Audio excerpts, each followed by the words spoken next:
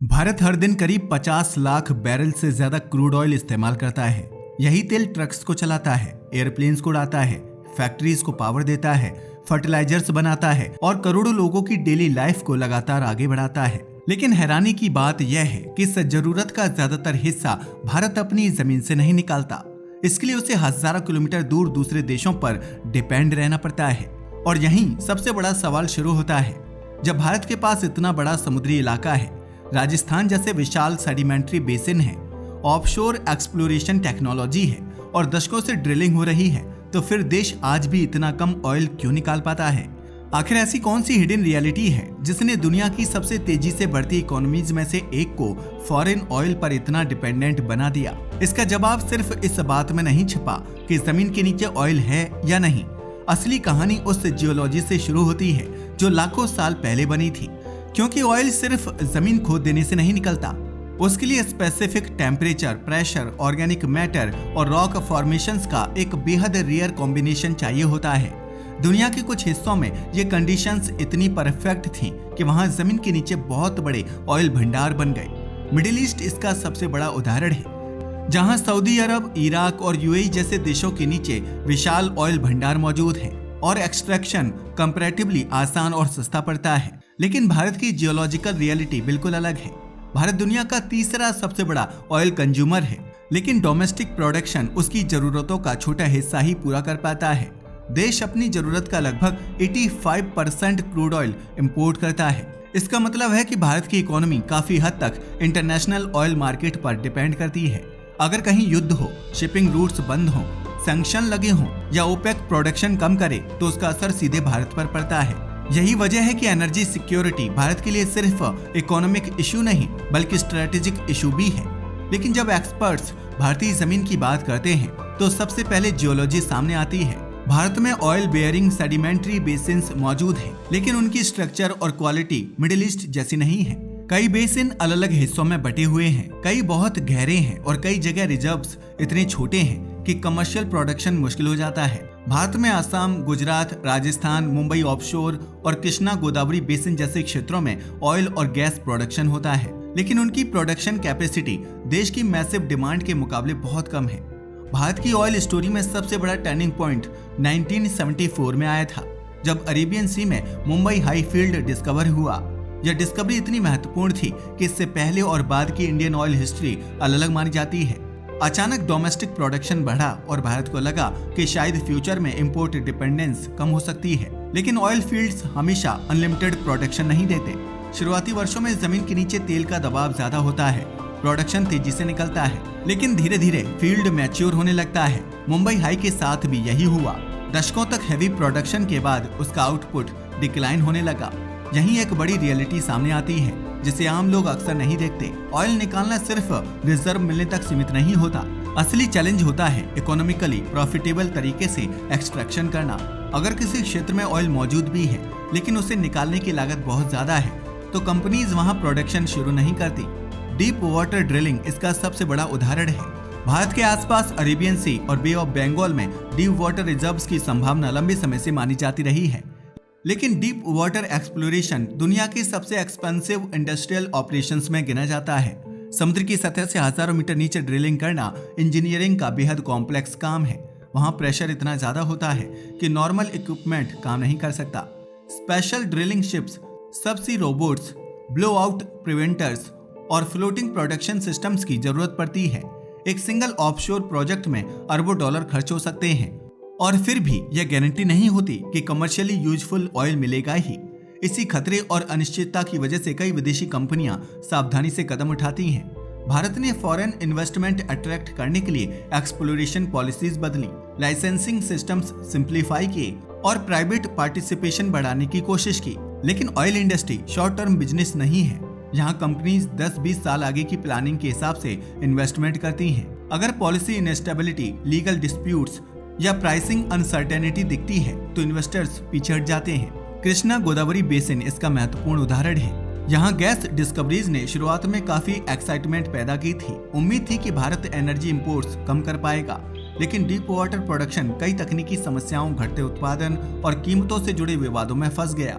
समुद्र के नीचे मौजूद ऑयल और गैस फील्ड्स में दबाव को नियंत्रित रखना, अंदर पानी घुसना और धीरे धीरे फ्लो कम होना जैसी समस्याएं प्रोडक्शन को प्रभावित करती हैं। बाहर से देखने पर लगता है कि एक बार ऑयल या गैस मिल जाए तो उसे निकालना आसान होगा, लेकिन असल में सालों तक लगातार प्रोडक्शन बनाए रखना अपने आप में एक मुश्किल वैज्ञानिक चुनौती होती है। इसके साथ ही एनवायरमेंटल खतरे भी जुड़े हैं। ऑफशोर ड्रिलिंग एक्सीडेंट्स दुनिया को कई बार यह दिखा चुके हैं कि एक छोटी टेक्निकल फेलियर कितनी बड़ी इकोलॉजिकल डिजास्टर बन सकती है।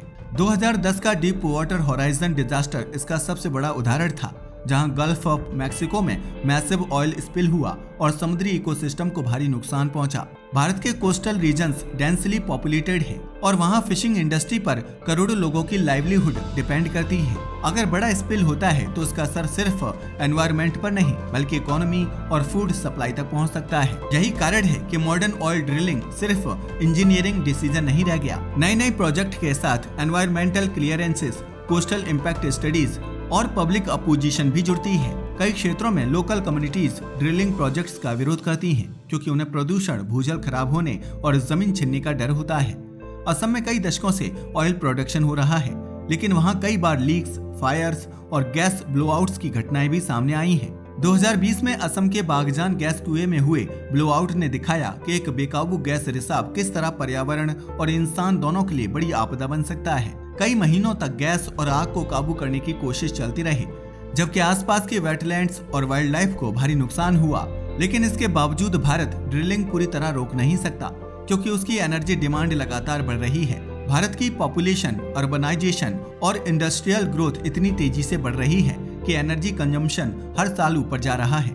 लाखों नई गाड़ियां सड़कों पर आ रही हैं, एविएशन सेक्टर एक्सपेंड हो रहा है, माल ढोने वाला ट्रांसपोर्ट लगातार बढ़ रहा है। प्लास्टिक, फर्टिलाइजर्स और कई इंडस्ट्रियल केमिकल्स बनाने वाली पेट्रोकेमिकल इंडस्ट्री भी क्रूड ऑयल पर निर्भर करती है। यानी सिर्फ पेट्रोल और डीजल ही नहीं बल्कि आधुनिक इकोनॉमी का बड़ा हिस्सा हाइड्रोकार्बन्स पर टिका हुआ है। इसी डिपेंडेंस की वजह से भारत दुनिया के अलग अलग देशों से क्रूड ऑयल खरीदता है। लंबे समय तक मिडिल ईस्ट भारत का प्राइमरी सप्लायर रहा, लेकिन जियोपॉलिटिकल रिस्क्स के कारण इंडिया ने सोर्सिंग डाइवर्सिफाई करनी शुरू की। अब भारत रशिया, इराक, सऊदी अरब, यूएई, यूनाइटेड स्टेट्स और कई दूसरे देशों से क्रूड ऑयल खरीदता है। रूस यूक्रेन युद्ध के बाद सस्ता रूसी क्रूड ऑयल खरीदना तेजी से बढ़ा। यह सिर्फ आर्थिक फैसला नहीं था बल्कि एक जरूरी रणनीति थी, क्योंकि अगर एनर्जी इंपोर्ट्स की लागत बहुत तेजी से बढ़ती तो महंगाई और ट्रेड डेफिसिट दोनों खतरनाक स्तर तक पहुंच सकते थे। लेकिन यहाँ एक और पैराडॉक्स है, दुनिया धीरे धीरे रिन्यूएबल एनर्जी की तरफ बढ़ रही है। सोलर, विंड, इलेक्ट्रिक व्हीकल्स और बैटरी टेक्नोलॉजीज को फ्यूचर माना जा रहा है। ऐसे समय में मैसिव ऑयल ड्रिलिंग प्रोजेक्ट्स शुरू करना फाइनेंशियली रिस्की भी हो सकता है, क्योंकि कई प्रोजेक्ट्स को प्रॉफिटेबल बनने में 15-20 साल लग जाते हैं। अगर भविष्य में ऑयल की मांग धीरे धीरे स्थिर होने लगे तो महंगे ऑयल प्रोजेक्ट्स बेकार साबित हो सकते हैं। यही वजह है कि कई देश अब साफ ऊर्जा की तरफ बढ़ने और फॉसिल फ्यूल्स में निवेश के बीच संतुलन बनाने की कोशिश कर रहे हैं। भारत भी इसी दुविधा में फंसा हुआ है। एक तरफ उसे अभी ऑयल चाहिए क्योंकि उसकी इकोनॉमी हाइड्रोकार्बन्स पर चल रही है, दूसरी तरफ वह रिन्यूएबल एनर्जी में भी भारी इन्वेस्टमेंट कर रहा है। भारत दुनिया के सबसे बड़े सोलर एनर्जी एक्सपेंशन प्रोग्राम्स में से एक चला रहा है। इलेक्ट्रिक मोबिलिटी को बढ़ावा दिया जा रहा है, ग्रीन हाइड्रोजन प्रोजेक्ट्स शुरू हो रहे हैं। लेकिन समस्या यह है कि यह बदलाव एक रात में नहीं हो सकता। आज भी ट्रक्स, शिप्स, एयरप्लेन्स और भारी इंडस्ट्रीज काफी हद तक ऑयल से बने फ्यूल्स पर निर्भर है। इसके अलावा भारत की रिफाइनिंग कैपेसिटी काफी मजबूत है। दिलचस्प बात यह है कि भारत सिर्फ ऑयल इंपोर्ट नहीं करता बल्कि दुनिया के बड़े रिफाइनिंग हब्स में भी शामिल है। भारत इंपोर्टेड क्रूड खरीदकर उसे रिफाइन करता है और फिर डीजल, पेट्रोल और एविएशन फ्यूल जैसे प्रोडक्ट्स एक्सपोर्ट भी करता है। रिलायंस जामनगर रिफाइनरी दुनिया की सबसे बड़ी रिफाइनिंग कॉम्प्लेक्सेस में गिनी जाती है।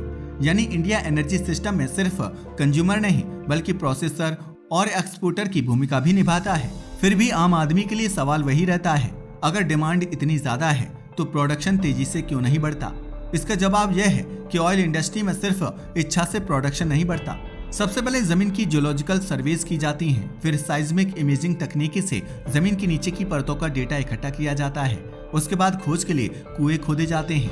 कई बार सालों की मेहनत के बाद पता चलता है कि वहां मौजूद ऑयल या गैस इतनी मात्रा में नहीं है कि उससे फायदा हो सके, और अगर रिजर्व्स मिल भी जाएं तो उन्हें निकालने के लिए pipelines, offshore platform, storage facilities, transport systems और रिफाइनरीज जैसी बड़ी व्यवस्था तैयार करनी पड़ती है। जब पूरा काम अक्सर 10 साल या उससे ज्यादा समय ले सकता है।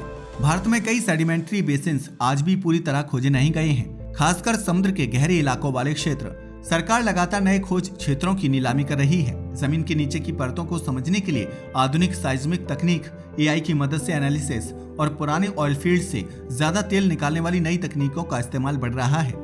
लेकिन एक्सपर्ट्स जानते हैं कि भारत के पास शायद कभी भी मिडिल ईस्ट जैसे विशाल तेल भंडार नहीं होंगे। इसलिए भारत की स्ट्रेटेजी सिर्फ ज्यादा ड्रिलिंग तक सीमित नहीं हो सकती। उसे एक साथ तेल के इंपोर्ट्स संभालने पड़ते हैं, घरेलू प्रोडक्शन बढ़ाना पड़ता है, इमरजेंसी ऑयल रिजर्व्स तैयार रखने पड़ते हैं और साथ ही रिन्यूएबल एनर्जी की तरफ भी आगे बढ़ना पड़ता है। यही वजह है कि जब दुनिया में ऑयल प्राइसेस बढ़ते हैं तो उसका असर भारत के हर शहर और हर हाउस होल्ड तक पहुंचता है, क्योंकि मॉडर्न सिविलाइजेशन की पूरी स्ट्रक्चर एनर्जी पर टिकी हुई है। खेतों में इस्तेमाल होने वाले फर्टिलाइजर से लेकर ऑनलाइन डिलीवरीज तक, एयरप्लेन से लेकर डेटा सेंटर्स तक, सब कहीं न कहीं हाइड्रोकार्बन से जुड़े हैं। और भारत जैसी तेजी से बढ़ती इकोनॉमी के लिए यह चैलेंज और बड़ा हो जाता है। आज भारत लगातार ऑयल और गैस रिजर्व्स खोजने की कोशिश कर रहा है। ऑफशोर एक्सप्लोरेशन बढ़ रही है, प्राइवेट कंपनीज को एनकरेज किया जा रहा है, टेक्नोलॉजी इंप्रूव हो रही है, लेकिन साथ ही क्लाइमेट प्रेशर भी बढ़ रहा है। दुनिया चाहती है कि कार्बन एमिशंस कम हो, जबकि डेवलपिंग कंट्रीज कहती हैं कि उन्हें अभी ग्रोथ के लिए एनर्जी चाहिए। इंडिया इसी ग्लोबल कॉन्ट्राडिक्शन के बीच खड़ा है।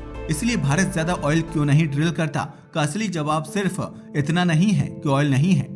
असली जवाब यह है कि भारत की जियोलॉजी कॉम्प्लेक्स है, एक्सट्रैक्शन एक्सपेंसिव है, रिस्क्स बहुत बड़े हैं, एनवायरमेंटल प्रेशर बढ़ रहा है, प्रोजेक्ट्स स्लो और अनसर्टेन है और फ्यूचर एनर्जी सिस्टम खुद बदल रहा है। ऑयल ड्रिलिंग यहाँ सिर्फ जमीन में होल करने का काम नहीं, बल्कि साइंस, इकोनॉमिक्स, जियोपॉलिटिक्स और सर्वाइवल के बीच चल रही एक लगातार बैलेंसिंग एक्ट है। आज के लिए बस इतना ही। वीडियो पसंद आया हो तो इसे लाइक और शेयर करें। धन्यवाद।